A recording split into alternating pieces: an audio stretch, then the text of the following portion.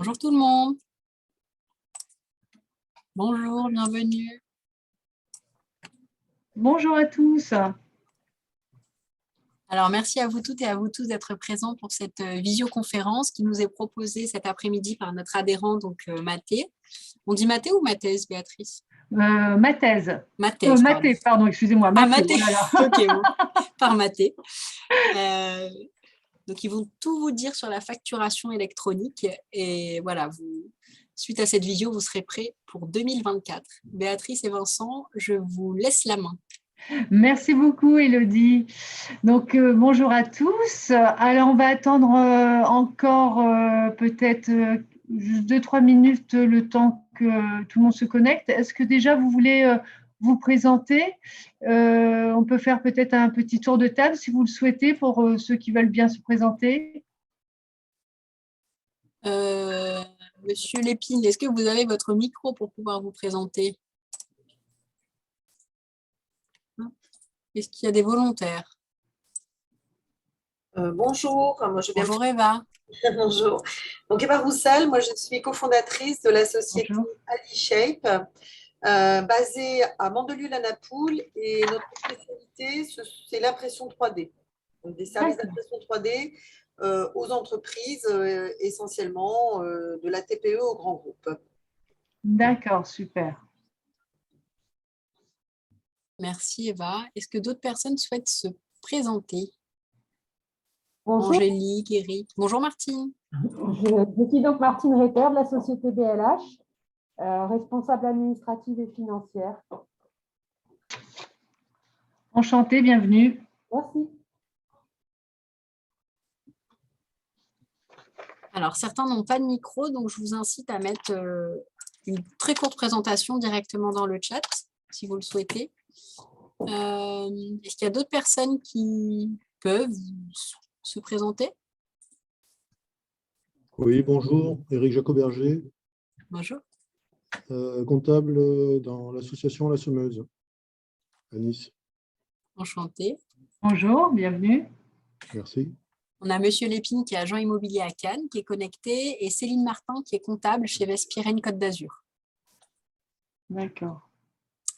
Et je crois Angélique Péchard. Je ne sais pas si vous souhaitez prendre la main pour vous présenter ou alors nous mettre un petit mot dans le chat. C'est Angéline qu'on entend? Non. Non, on la laissera peut-être se présenter plus tard si elle en a envie. Et sinon, on a fait le tour. Impeccable. Bon, on va peut-être tout doucement commencer. Ah, pardon de vous couper, Béatrice. On a Virginie qui nous dit être comptable au sein de la société ABE Électricité. Ah, super. Bonjour Virginie, bienvenue. Et Angélique, qui est aussi comptable chez Vespirène Côte d'Azur. Donc, on a deux personnes, si je ne dis pas de bêtises, de Vespirène Côte d'Azur, Céline et Angélique. Voilà. Allez, super, impeccable. Donc, je suis Béatrice Bultel-Perrault, responsable commerciale PACA pour le pôle compliance. Donc, si vous voulez bien, on va juste faire un petit… hop, alors, attendez, j'ai un petit souci pour… Voilà. Donc déjà, oui, tout d'abord, on va avoir le plaisir d'assister à un webinaire sur la facturation électronique par Vincent Tardieu-Mouty, notre spécialiste, qui va prendre la parole tout à l'heure. Bonjour. Bonjour Vincent. Le groupe Mathé, juste pour rappel, existe depuis 1950. C'est une entreprise locale. C'est un très beau succès puisqu'aujourd'hui, on est près de 190 collaborateurs. Initialement, nous étions dans le transport aérien et maritime, un grand aérien, grand international pour la marchandise. Et c'est depuis 1993 qu'est apparu le pôle compliance avec l'ouverture des frontières européennes et toutes les nouvelles obligations qui sont apparues. Et donc, dans ce pôle compliance, nous retrouvons trois métiers. Il y a en fait trois marques. Il y a Mathé Intracom. Nous sommes les premiers tiers déclarants France pour tout ce qui est, alors anciennement les DEP, qui maintenant s'appellent les NMB ou les ERTVA. En 2000, nous avons créé EasyTax pour tout ce qui est représentation fiscale partout en Europe et dans certains pays tiers quand une entreprise a besoin d'un numéro de TVA dans un autre pays. Et fort de toutes ces expériences, depuis 2012, nous sommes aussi organisme de formation. Nous sommes Calliope depuis l'année dernière et là, nous avons réussi à avoir une certification professionnelle pour un parcours TVA, ce qui va être très intéressant pour une entreprise d'avoir en fait un référent TVA international, d'autant plus que cette certification professionnelle est éligible au CPF. Donc voilà, on pourra aussi vous renseigner là-dessus. Les quelques formations, les prochaines qui sont intéressantes avec Vincent Tardieu-Mouty, ça va être à Nice le 7 juin prochain pour la piste d'audit fiable. Et le plus proche de ça, c'est le 4 avril en classe virtuelle. Alors le matin, ça va être sur la facture zéro papier et l'après-midi, la facturation électronique. Donc là, pareil, n'hésitez pas à nous contacter pour vous inscrire. Notre catalogue 2022 de formation s'est étoffé. Donc, nous avons toujours des formations autour de la TVA, des formations par secteur d'activité, aussi bien en TVA qu'en comptabilité gestion. Nous avons aussi des formations pour la fiscalité, pour tout ce qui est aussi fiscalité immobilière, et de plus en plus de succès pour nos formations au niveau du droit du travail. Donc, par rapport au contrat de travail et ses spécificités, par rapport aux ruptures de contrat de travail et la gestion des absences. Et toujours nos best-sellers TVA qui sont un peu les bases. Donc là, premièrement, la TVA à l'international pour tout ce qui est biens et services. Et en principe, la formation qui vient ensuite, parce qu'elle est un tout petit peu plus poussée, c'est des échanges complexes et internationaux. Et là, en l'occurrence, on voit tout ce qui est triangulaire, sachant que les triangulaires, voilà, on y est vite confronté. Voilà, bien, je vous remercie. Alors, vous pourrez poser régulièrement vos questions au fur et à mesure de la présentation. Hein. Il y aura des temps pour ça, alors surtout n'hésitez pas. Également, on vous propose de nous laisser dans le chat vos adresses mail pour qu'on puisse vous envoyer le support, sans quoi on ne pourra pas forcément. Donc voilà, et puis ce qui vous permettra aussi, là vous avez mon adresse mail qui s'affiche. Si vous avez des questions, vous n'hésitez pas. Voilà, donc n'hésitez pas à laisser votre adresse mail dans le chat. Eh bien, je laisse la parole à Vincent. Très bon webinaire à tous et à tout à l'heure. Merci Béatrice. On va profiter de ces quelques secondes pour faire l'échange des autorisations de présentation et puis on va pouvoir démarrer sur le sujet du jour, le sujet de la facture digitale B2B 2024, qui est un sujet qui apparaît énormément dans les discussions économiques d'entreprise, du gouvernement, puisqu'on arrive à la fin d'un processus qui a démarré il y a une trentaine d'années et qui va nous permettre de quitter complètement l'univers de l'impression ou du scan, qui était sa version dématérialisée. Donc, bienvenue à tous sur ce sujet très intéressant. On va voir aujourd'hui cette thématique en 5 parties. Donc, d'abord, un petit élément contextuel pour arriver à identifier de quoi on parle, d'autant plus que vous êtes dans des sociétés et en association. Donc, c'est intéressant de montrer que ça s'applique à tout le monde, dans tout le monde qui facture, et pas uniquement dans le monde des sociétés. C'était très souvent des choses qui étaient limitées avant les règles qui s'appliquaient en la demeure sur les factures. Ensuite, on va voir les objectifs du projet, qu'est-ce qui motive en fait cette évolution, qui est une initiative qui est commune en fait entre le monde des entreprises et le monde du gouvernement. Le calendrier de déploiement qui a bougé.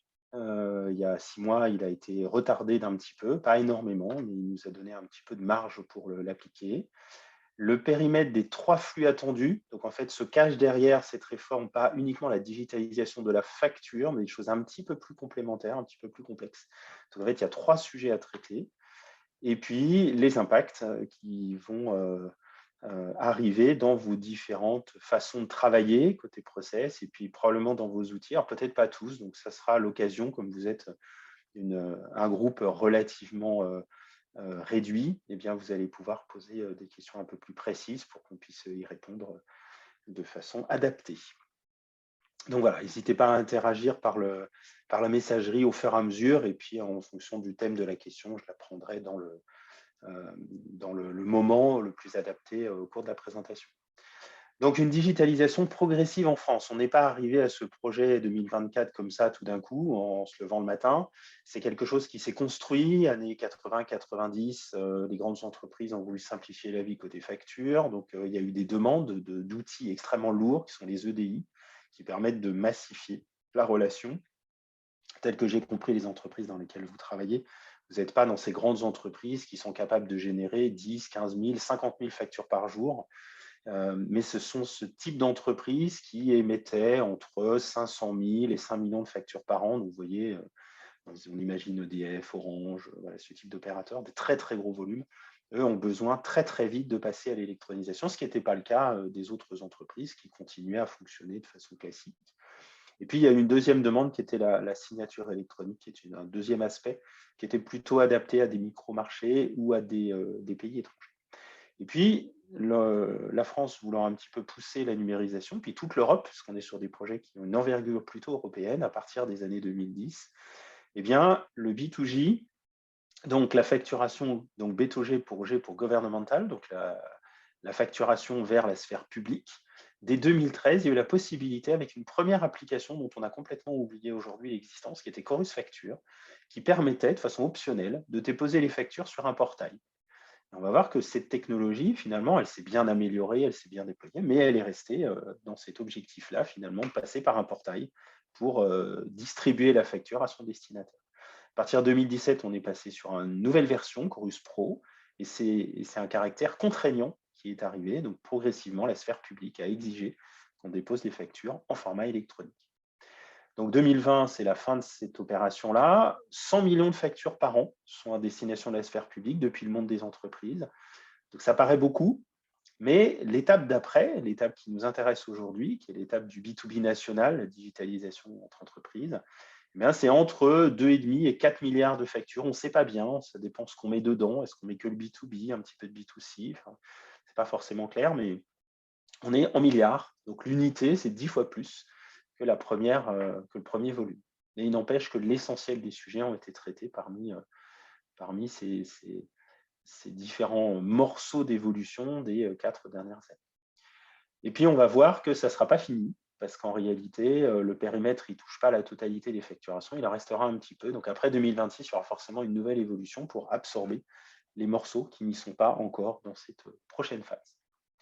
Donc voilà, si on se met au niveau européen, c'est des choses qui ont démarré aussi dans le reste de l'Europe. Dès les années 2010, l'Europe du Nord, par exemple, avait ouvert des possibilités de facturer en électronique la sphère publique, puis un peu d'Europe continentale, typiquement l'Autriche, etc. Et puis ça s'est progressivement déployé dans les différents pays d'Europe. Aujourd'hui, dans tous les pays d'Europe, la sphère publique, vous pouvez la facturer en électronique. Ce n'est pas obligatoire partout, mais c'est une option autorisée partout.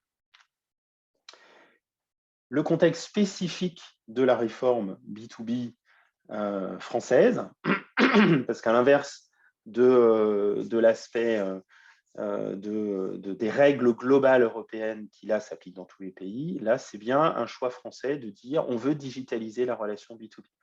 On n'est pas le premier pays à le faire, mais on est dans les premiers à s'y lancer. Le tout premier, ça a été l'Italie, qui s'y est mis il y a déjà 3-4 ans, à demander cette étape-là.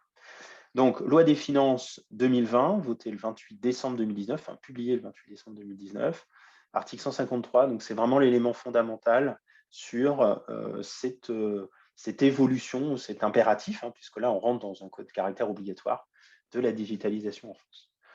3 novembre 2020, un rapport, donc là, c'est le Parlement qui avait demandé à la Direction générale de la finance publique de lui produire un rapport explicatif sur tous les enjeux, les contraintes, les avantages et inconvénients, et ce vers quoi on pouvait se diriger, le possible. Il y a quand même un critère de codécision entre le monde des entreprises et le monde du gouvernement, avec des objectifs différents. On va voir qu'ils sont partagés. Il y a 4 objectifs, 2 qui nous intéressent plutôt, nous, sphère privée, deux qui étaient plutôt sur l'aspect gouvernement et des contrôles.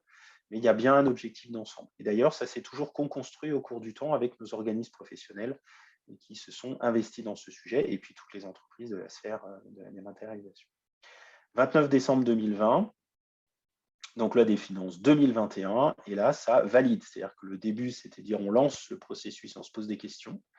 Suivant le rapport, on dit on y va, et c'est là où il y a eu l'évolution du calendrier qui s'est fait jour. Alors, je parlerai plus tard de l'ordonnance de septembre 2021 qui, elle, a calé un certain nombre d'ajustements. Donc, le point de ce contexte-là, c'était généralisation de la facturation électronique. Aujourd'hui, si vous voulez envoyer de la facture électronique à votre partenaire et qu'il ne l'accepte pas, vous ne pouvez pas. Demain, c'est que vous enverrez en électronique et il devra l'accepter si c'est un partenaire français. L'évolution, elle est très importante ici.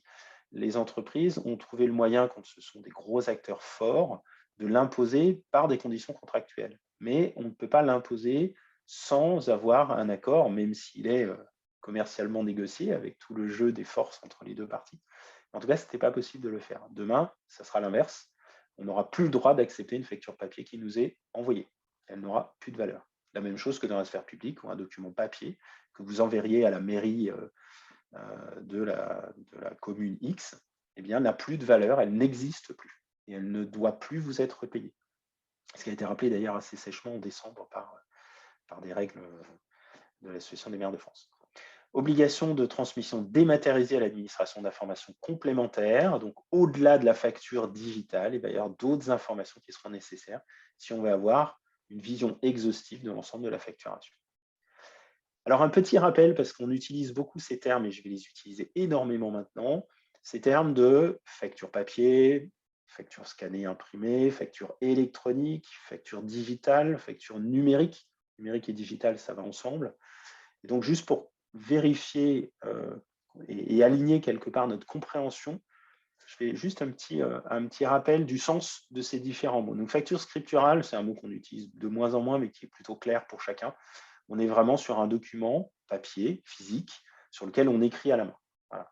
Donc, un document qui est l'origine des factures, puisque ça fait quand même bien longtemps qu'on doit émettre des factures, pour le coup, ça fait plusieurs centaines d'années, mais avec un formalisme qui était relativement réduit, dont le contenu s'est progressivement étoffé et dont le format a changé. Et c'est vraiment cet aspect de format qui est la révolution de digitalisation 2024. Facture imprimée ou scannée. Donc, du point de vue de notre vocabulaire habituel, il faut faire attention, on va parler d'une facture papier. Mais la facture papier, elle n'est pas forcément physique. Quand on reçoit une image, un document ou une facture qui a été scannée sous format image, on appelle ça une facture papier. Une facture imprimée ou scannée, ça sera une facture papier. Et donc, ces documents-là, ce format de document ne sera plus autorisé entre 2024 et 2026, suivant la taille de vos entreprises et le flux, mais ne sera plus autorisé du tout, un petit peu comme c'est le cas dans la sphère publique, encore que le scan peut être autorisé dans la sphère publique. Là, il ne le sera directement plus dans le cadre de la digitalisation B2B. La facture électronique. Donc, la facture électronique, c'est j'envoie un fichier que j'ai produit par mes propres outils. Il n'était pas passé par une étape de document physique. Il est directement produit par mes outils. Donc, par exemple, vous êtes dans Excel, ceux qui utilisent Excel comme outil de facturation, ce qui est quand même le premier outil de France pour facturer. Eh bien, vous avez votre document, il est prêt à l'écran et vous dites, je l'enregistre sous PDF, par exemple. Eh bien, je l'enregistre sous PDF. C'est un PDF préhensible, c'est un PDF natif. Il a été directement créé par vous. Donc, c'est une facture électronique. Même chose si vous envoyez directement un fichier Excel, je ne peux que vous le déconseiller, mais en tout cas, aujourd'hui, ce n'est pas interdit. Ça a juste un énorme défaut, c'est comme c'est modifiable, forcément, votre stabilité de la facture va être compliquée à démontrer. Donc, pareil avec un document Word, etc. L'avantage du PDF, c'est que c'est un document figé. Alors, on peut toujours truander le document, mais en principe, c'est un élément figé.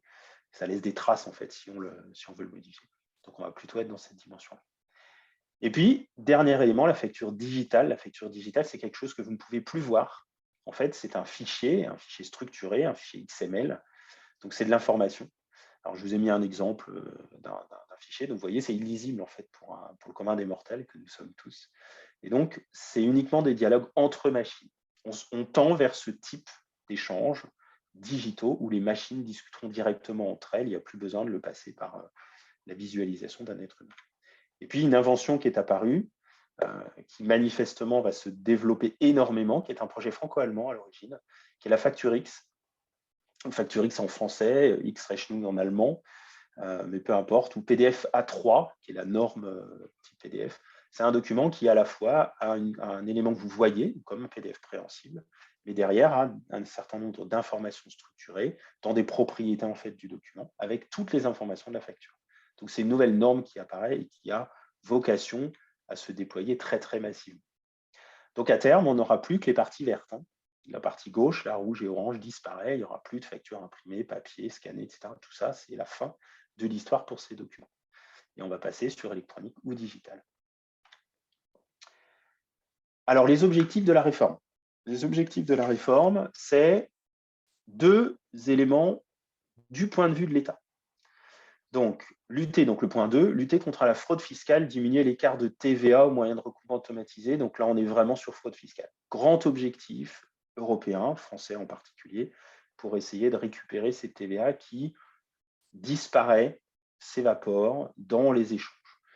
Il est probable qu'une bonne partie de cette évaporation n'est que le fruit de la comparaison des chiffres entre eux. Il n'y a probablement pas tant que ça de TVA qui disparaît, mais il y en a quand même énormément. Et donc, c'est intéressant de lutter contre cette fraude et d'essayer de récupérer ces montants de TVA. Donc, par ce biais de la digitalisation et de l'instantanéité de l'information, il y a vocation à faire des contrôles immédiats et donc récupérer ou en tout cas réduire la fraude. Le deuxième élément, qui est plus inattendu, c'est le point 3, permettre la connaissance au fil de l'eau de l'activité des entreprises. Le gouvernement s'est rendu compte il y a quelques années, et ça s'est énormément vu pendant la crise Covid, qu'il avait du mal à avoir l'information au fil de l'eau et qu'il devait réagir avec des informations qui avaient globalement entre 12 et 18 mois d'âge. Ça n'est plus possible aujourd'hui. C'était possible de piloter il y a une quinzaine d'années avec des éléments de l'année d'avant. Ça n'est plus possible aujourd'hui. Et donc, cette finesse d'information, si les factures, il a l'information tous les jours, éventuellement en fin de mois pour les reculs, eh bien, le pilotage sera beaucoup plus fin. Donc ça, c'est les 2 éléments du point de vue du gouvernement. Et puis, du point de vue des entreprises, on a le premier, c'est renforcer la compétitivité des entreprises. Une facture papier, alors il y a différentes discussions, mais ça nous coûte entre 15, 20 euros et 50 euros pièce. Une facture électronique, ça vaut 10 fois moins. Ça vaut entre 1 et 5 euros. Ça dépend de la façon dont vous automatisez les volumes, etc. Donc, il y a un énorme gain par rapport à cette étape. Le deuxième point, c'est ce à quoi le gouvernement s'est engagé, c'est de faciliter la production d'un certain nombre d'États, dont la CA3, qui est le premier visé. On va voir qu'à cause de ça, eh bien, il a fallu rajouter des demandes au-delà de la digitalisation de la facture. Mais c'est bien cet objectif qui est souhaité par le gouvernement pour les entreprises, de nouveau pour nous. Alors, le calendrier. Donc, le calendrier a un petit peu bougé. Ce qui était obligatoire au 1er janvier 2023 est passé au 1er juillet 2024. Alors, c'est quoi? Pour les grandes entreprises, c'est tout. C'est-à-dire que les grandes entreprises, elles auront à la fois l'obligation d'envoyer en format électronique, elles n'auront plus le droit d'imprimer leur facture ou de l'envoyer en PDF mail. Il faudra que ça passe par la plateforme publique. Mais si on veut que les grandes entreprises puissent envoyer en électronique, il faut que toutes les entreprises soient capables de les recevoir. Ce qui veut dire qu'au 1er juillet 2024, nous sommes tous concernés par l'obligation d'accepter les factures électroniques. On ne pourra plus rejeter une facture électronique. On sera dans l'obligation de l'accepter. Donc ça, c'est un élément qui n'est pas forcément bien vu, c'est la raison pour laquelle j'insiste un petit peu. Parce qu'on se dit, on est une PME, donc on va attendre le 1er janvier 2026. Oui, pour émettre les factures. Non, pour les recevoir. En réalité, on est tous à peu près prêts à ça parce qu'on en reçoit déjà des factures électroniques. La différence, c'est qu'au lieu de la recevoir dans notre messagerie, on ira la chercher sur Chorus Pro, la version Chorus Pro B2B. Voilà. Le changement il se produira dans le lieu où on va chercher les documents plutôt que dans le formalisme. Mais on n'aura plus d'enveloppe. On en recevra pour certains, mais si la personne nous dit « je vous l'envoie en électronique », ça sera possible. Ça veut dire que vous, si vous êtes prêt plus tôt que votre date finale, vous pourrez très bien commencer à envoyer vos factures en électronique. Vous dites « mon projet est prêt, le 1er août 2024, je suis prêt », eh bien, j'envoie toutes mes factures en électronique. De droit, vos clients doivent les accepter, quelles que soient leurs conditions. Donc ça, c'est vraiment l'élément important. Alors, vous pourrez l'envoyer en format électronique classique, hein, déposer votre PDF préhensible sur la plateforme Chorus Pro, aucun problème. On entend énormément de choses sur le futur. Pour l'instant, il n'y a pas de réglementation là-dessus, en tout cas pas à ma connaissance, parce que ça bouge au fil du temps, mais pas actuellement.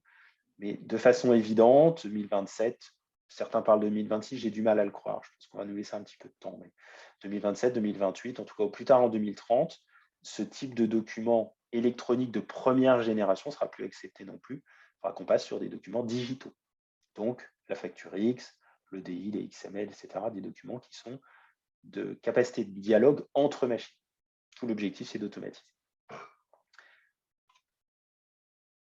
Alors, l'obligation, donc, qui était aujourd'hui B2G, passe sous B2B, entre entreprises, mais B2B domestique, puisque c'est une réforme française. Ce sont tous les flux entre entreprises françaises. Donc, quand vous facturez vers un client français, vous serez tenu par ces obligations déposées sur le portail public. Si vous facturez à l'export, la liberté reste complète. Et c'est la même chose dans le sens inverse. Vous allez recevoir des factures de vos partenaires français, version digitale via la plateforme publique. Mais si vous recevez des factures depuis l'étranger, donc l'étranger, et comme vous êtes situé sur la Côte d'Azur, y compris Monaco, Monaco est considéré comme l'étranger de ce point de vue-là, de cette réforme, eh bien à ce moment-là, vous recevrez les factures librement. Vous pourrez les recevoir de façon digitale si vous le voulez. Mais elles ne transiteront pas par la plateforme publique. Voilà. Le périmètre est très très large. Ce n'est pas uniquement les sociétés, on le voit, c'est tous les assujettis à la TVA. Hein, donc c'est extrêmement large, il y a quelques exceptions sur les opérateurs étrangers, mais ça s'arrête là. Voilà. Et donc il y a eu, c'est pour ça que j'ai fait l'allusion à Monaco, parce qu'il y a eu un aller-retour sur Monaco qui était dedans au début, qui est finalement sorti du périmètre. Et l'outre-mer a fait l'inverse. Ils étaient hors périmètre, donc on sentait que c'était une vision plutôt douane.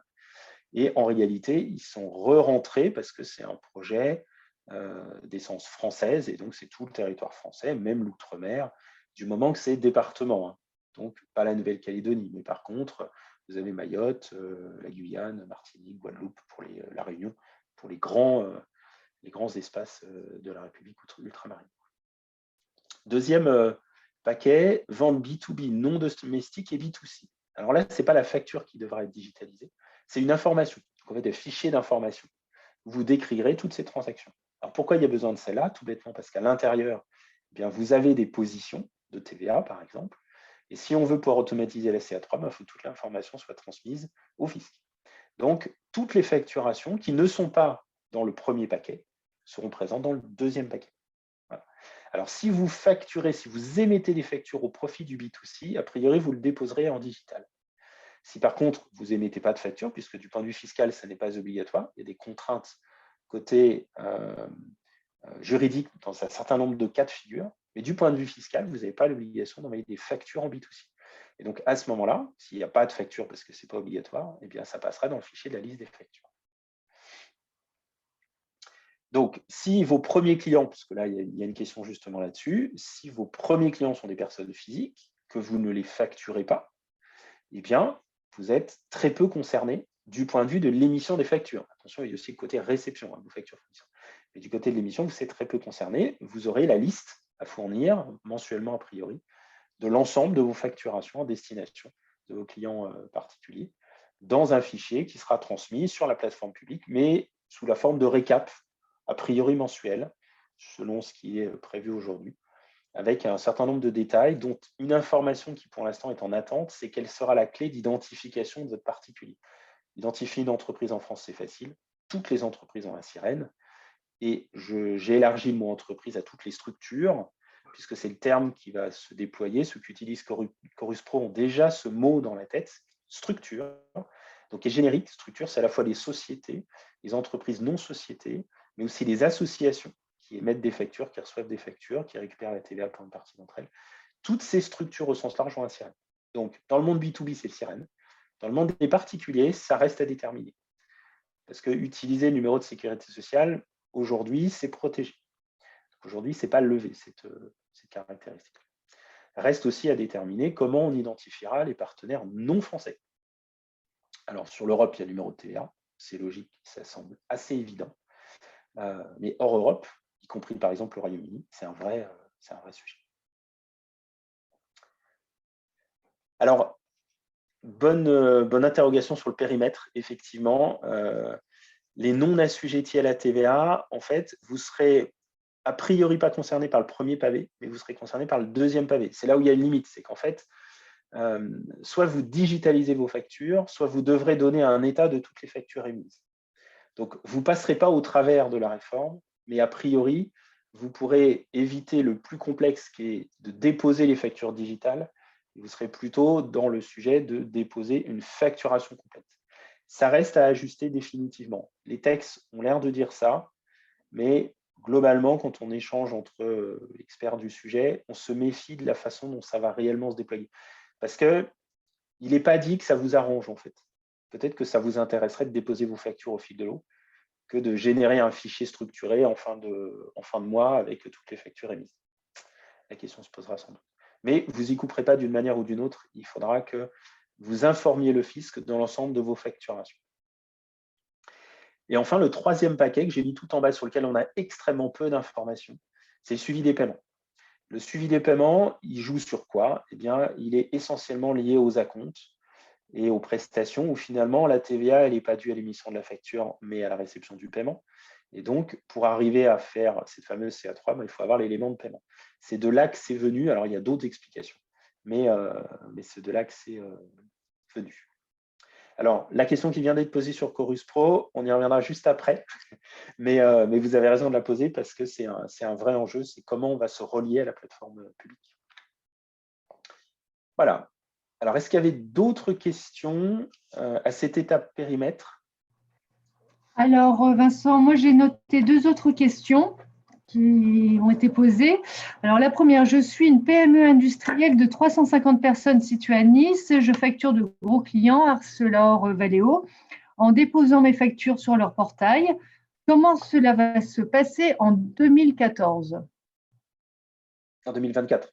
24, pardon. Alors, donc là, il y a une petite chose au début, c'est que PME 350 personnes, ce n'est pas possible. Hein, donc, c'est vraiment un point important, c'est qu'on utilise le décret de 2008 qui précise le sens de ce que veut dire micro-entreprise, PME, ETI, grande entreprise.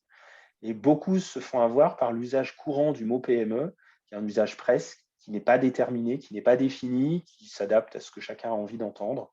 Là, il y a une règle normative, réglementaire, qui fixe qu'on est une PME jusqu'à 250 personnes. À 350, on n'est plus une PME, on est une ETI. Si on est une ETI, l'obligation, elle va arriver plus tôt. Elle sera dès le 1er janvier 2025. Donc, pour émettre les factures en flux digital.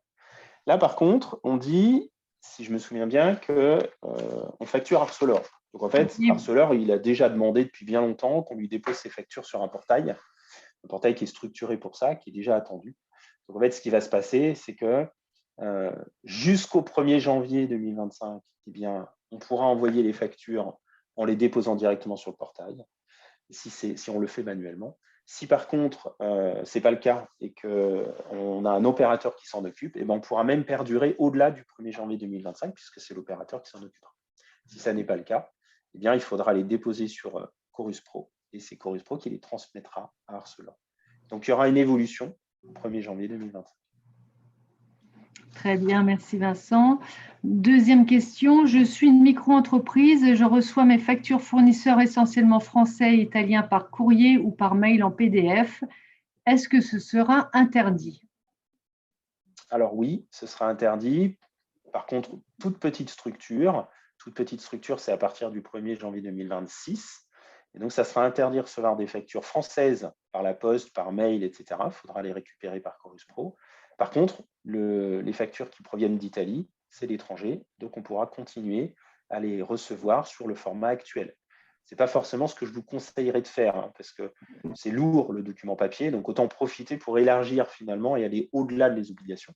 Mais si votre fournisseur italien il exige de vous les envoyer par papier et que ce n'est pas discutable, ça pourra le faire pendant encore quelques temps. Alors, comme on est les 2 pays les plus avancés en termes de digitalisation, il est très probable que ça ne soit pas la meilleure option parce que les Italiens ont déjà l'habitude de digitaliser depuis 4-5 ans. Donc, quelque part, ils auront tout intérêt à avoir un seul processus d'envoi plutôt que de multiplier les processus.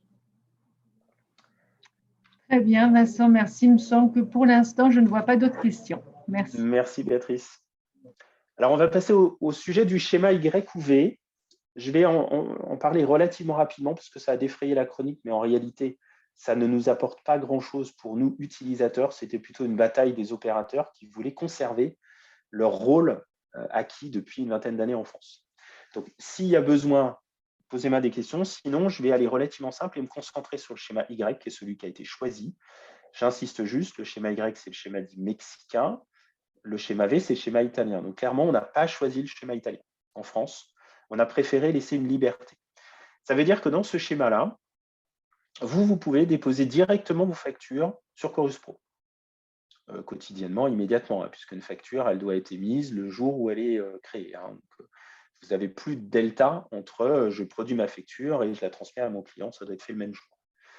Donc, vous seriez à ce moment-là le cas de l'entreprise C, là, sur le dessin, et vous déposez directement vos factures quotidiennement sur la plateforme centralisatrice qui est Chorus Pro, une version Chorus Pro, a priori légèrement modifiée, sans doute pas beaucoup.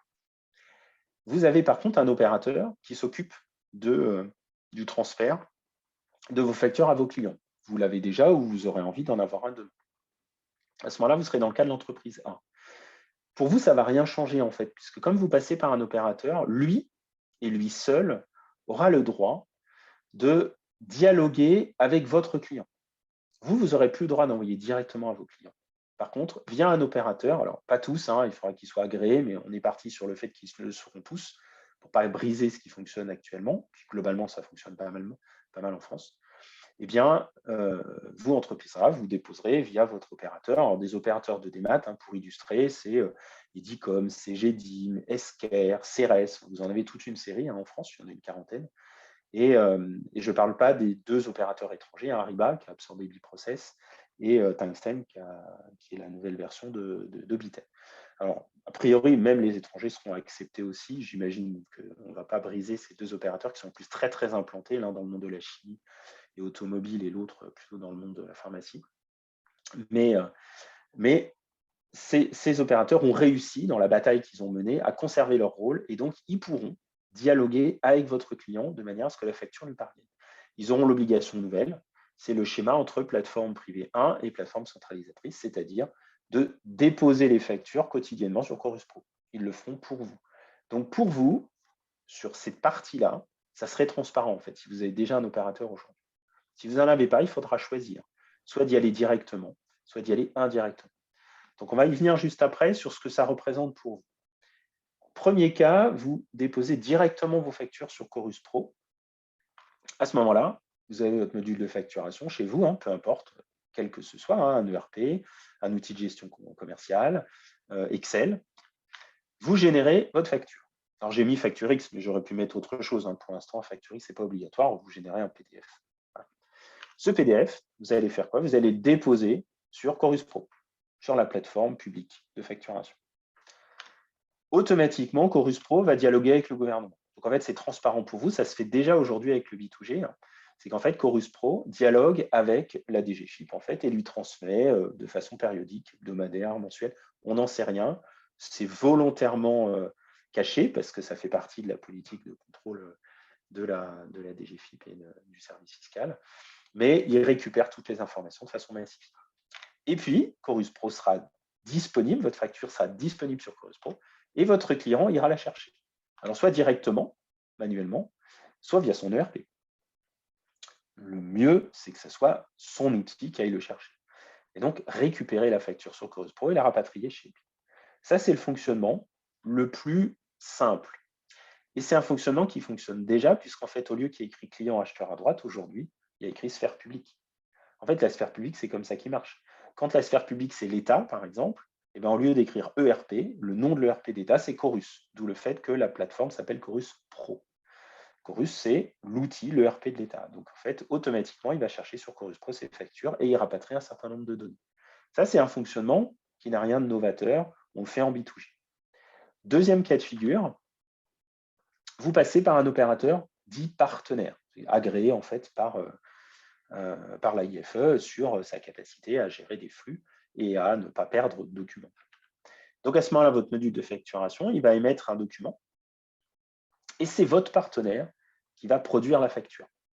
Généralement, c'est lui qui produit la facture. Ça pourrait être vous et vous lui rendez, mais le plus simple, c'est que c'est lui qui produit la facture au sens de sa validité.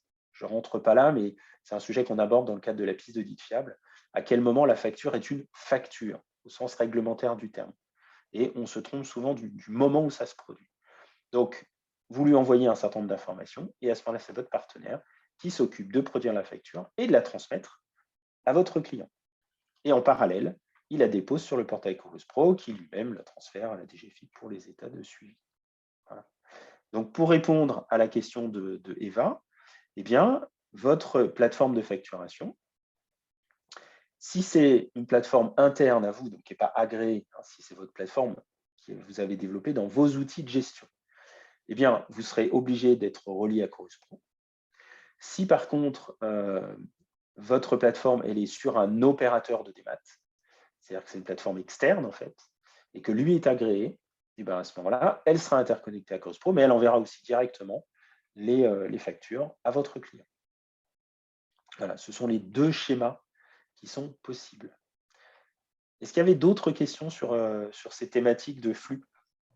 Oui, tout à fait, Vincent. Donc, il y en a une autre. Je travaille avec Esker pour l'envoi de mes factures. Est-ce que c'est bon?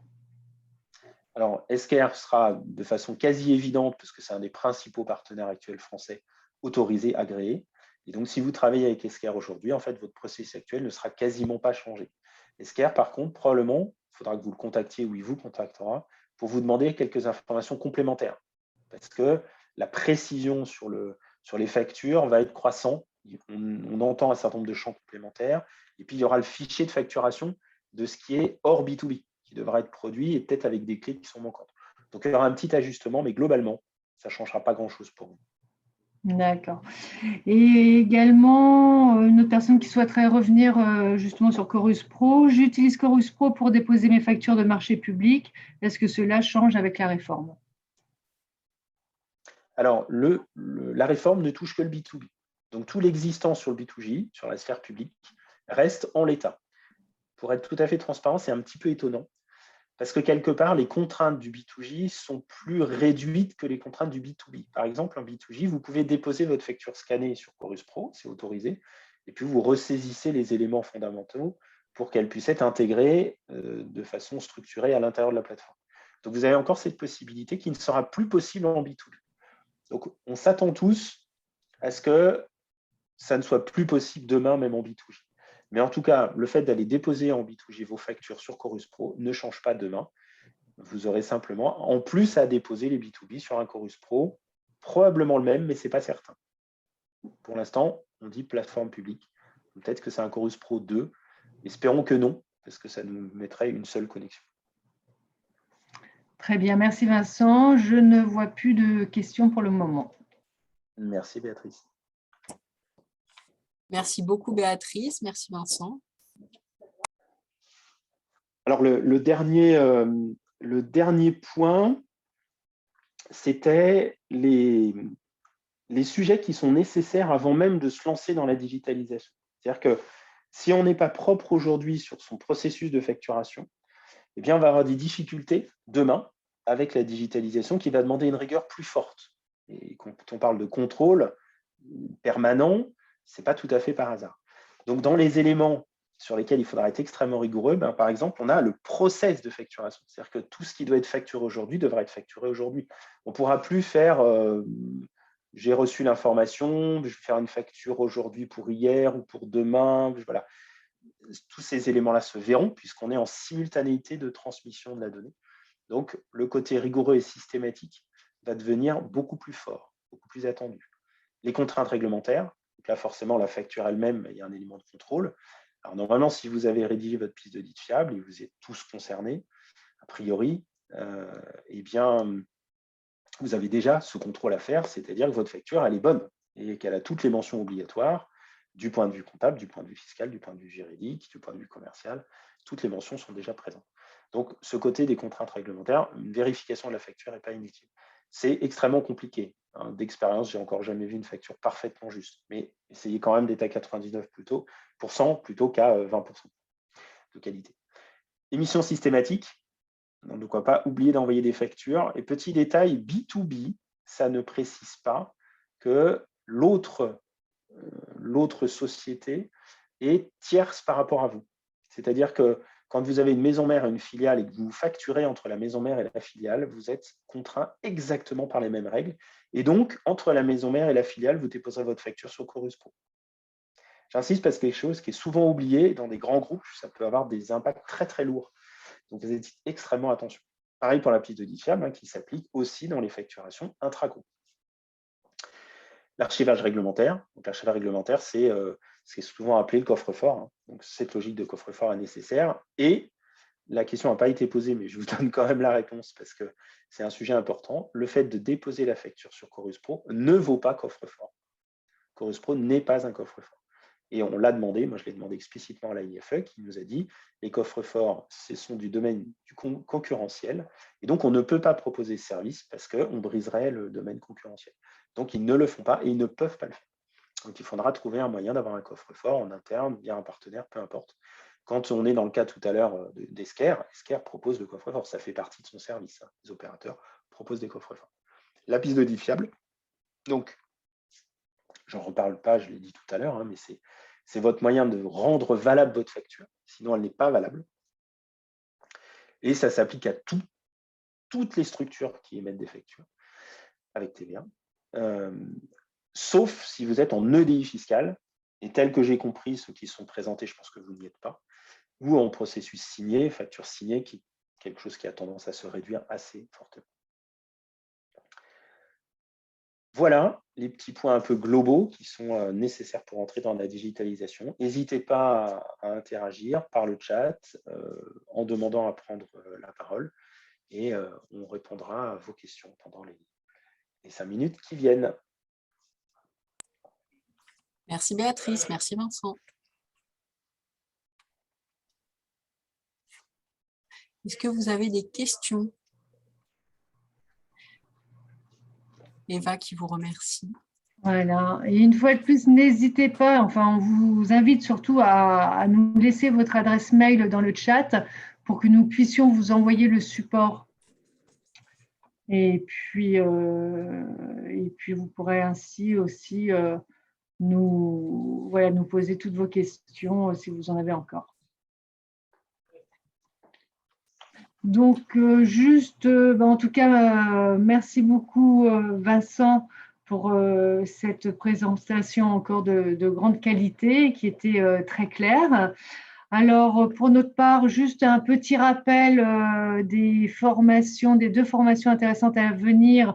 Donc, en classe virtuelle le 4 avril prochain sur la facture zéro papier le matin et la facturation électronique l'après-midi. Vous avez dans le chat le lien vers les inscriptions de cette formation et également une formation le 7 juin prochain sur la piste d'audit fiable. Voilà. En tout cas, je tiens également à remercier l'UPE de nous avoir permis ce moment d'échange et d'information très intéressant. Avec grand plaisir. Merci à vous deux. Eva vous dit que votre présentation est très claire. Merci. Et comme le disait Béatrice, n'hésitez pas à nous noter vos adresses email de manière à ce que Béatrice et Vincent puissent vous envoyer la présentation. Eric, merci à tous. Eh bien, merci à tous. On a Monsieur Lépine qui a une question, ouais. Allez-y, Béatrice, je vous en prie. Vincent. Oui, alors effectivement, le jeu de la facturation à la fois vers des entreprises et vers des particuliers, B2B et B2C. Donc, comment faire lorsque nous avons du B2B et du B2C, car il y a obligation de facturation cohérente et chronologique, absolument. Les factures, c'est un numéro unique de chrono. Alors, vous pouvez avoir plusieurs chronos. Vous pourriez très bien imaginer avoir un chrono du B2B, un chrono du B2C. Mais un chrono unique, c'est plutôt le standard. Ça ne pose aucune difficulté. À partir du moment où vous émettez des factures en B2B et en B2C, vous déposerez toutes les factures en digital sur le portail Chorus Pro. Évidemment, votre particulier, vous donnerez sa facture manuellement, parce qu'il ne va pas aller la chercher sur Chorus Pro. Mais comme de toute façon, réglementairement, la facture, j'entends fiscalement, n'est pas obligatoire, ce n'est pas grave de lui donner en version papier ou mail ou PDF, ce que vous voulez. Donc, vous pourrez continuer à faire comme ça. Très clair. Merci beaucoup. Et Nicolas vous a mis un lien aussi dans le chat pour la piste d'audit fiable. Voilà.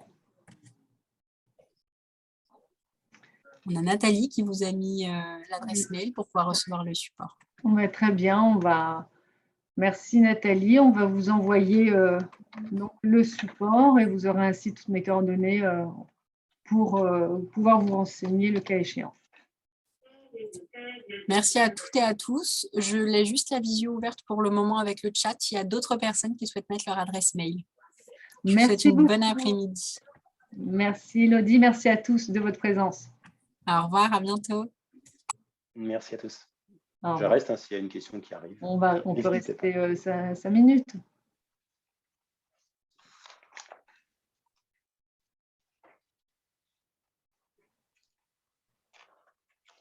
On a reçu aussi des adresses mail en mode privé. Il y en a qui préfèrent le marquer en mode privé.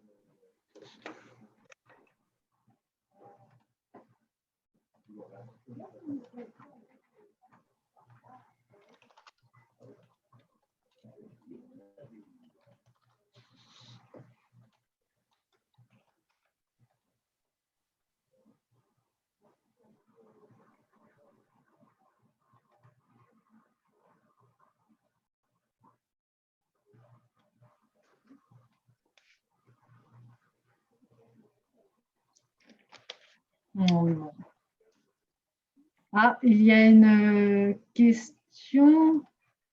Alors, je suppose que tous les gestionnaires de logiciels de facturation vont devoir proposer ce nouveau système. Alors, tout est juste dans votre phrase. On suppose qu'ils vont s'y mettre. On a assez peu d'échos. Ils sont tous mobilisés à percevoir l'importance de ce besoin, sauf qu'une bonne partie des logiciels de facturation ne sont pas français. Et donc, du point de vue d'un éditeur français, évidemment, ça va les concerner de façon très, très importante. Donc, ils s'intéressent à étendre finalement leurs services vers les transmissions de données à destination du portail public ou autre. Mais lorsqu'on est sur des outils étrangers, alors je pense à SAP, à Oracle, PeopleSoft, MS Dynamics, etc., il y en a quand même énormément d'autres. Il n'y a pas que Cegid, Sage qui sont plutôt français, et encore que Sage n'est plus si français que ça. Eh bien, cela, pour l'instant, ne s'y intéresse a priori pas. On n'a pas d'écho sur des propositions de services dans leur logiciel. Il y a une bataille en fait sourde entre les éditeurs et les partenaires de démat. Jusqu'à présent, les partenaires des démat sont suffisamment forts pour être capables de dire que c'est eux qui vont s'occuper de faire l'interlocuteur entre les entreprises et Chorus Pro. Donc, à voir. Mais je n'ai pas encore vu de produit fini sur cette thématique-là.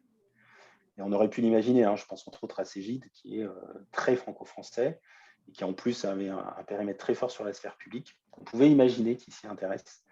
Et pour l'instant, il n'y a rien qui est sorti. Donc, ils ne doivent pas estimer que c'est rentable. Parce qu'on est quand même sur un développement qui est lourd. Donc, probablement que la rentabilité n'est pas suffisante. À voir, mais pour l'instant, il n'y a rien qui est préparé.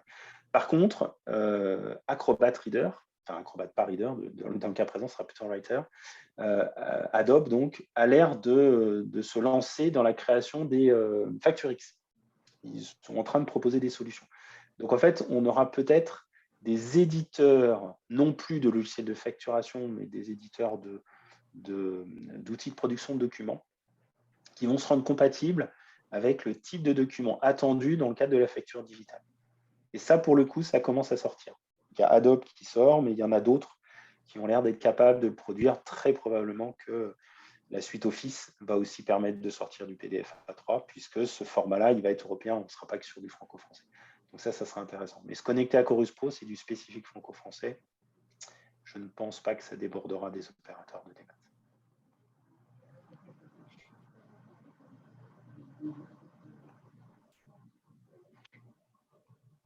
Très bien. Eh bien, écoutez, je pense qu'on peut clôturer ce webinaire. Évidemment, vous pouvez nous contacter. Vous pouvez, si nécessaire, contacter aussi l'UPE, Élodie, pour une mise en relation, si besoin est, ou pour toute question. Merci à tous. Au revoir. Merci, au revoir.